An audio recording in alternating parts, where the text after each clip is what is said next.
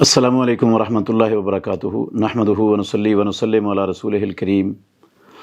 سرور کونین محمد الرسول اللہ صلی اللہ علیہ وسلم کی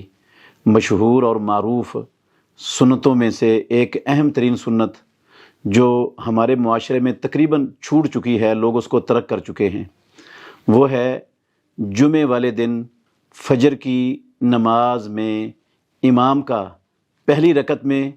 سورہ الف لام میم تنزیل السجدہ کی تلاوت کرنا اور دوسری رکعت میں سورہ حل اتی علی الانسان حین من الدہر کی تلاوت کرنا۔ حضرت ابو ہریرہ رضی اللہ تعالیٰ عنہ بیان فرماتے ہیں، صحیح بخاری شریف کے اندر حدیث ہے کہ کان رسول اللہ صلی اللہ علیہ وسلم یقرأ فی صلاۃ الفجر الف لام میم تنزیل السجدہ فی الرکعۃ الاولی و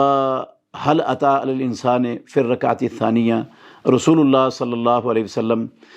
فجر کی نماز میں جمعے والے دن پہلی رکعت میں سورہ سجدہ تلاوت کرتے تھے اور دوسری میں سورہ دہر تلاوت کرتے تھے۔ آج اکثر مساجد میں، آپ جتنی مساجد میں چلے جائیں مسلمانوں کی مساجد میں، جمعے والے دن وہ ان سورتوں کو سرے سے پڑھتے ہی نہیں، اور اگر کوئی پڑھتا ہے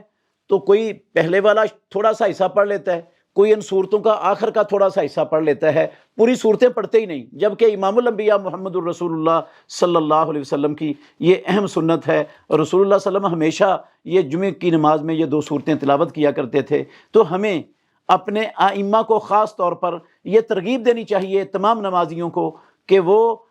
فجر کی نماز میں رسول اللہ صلی اللہ علیہ وسلم کی اس سنت کا اہتمام کریں اور اس چھوٹی ہوئی سنت کو معاشرے کے اندر عام کر کے پھیلا کر اللہ سے اجر اور ثواب حاصل کریں۔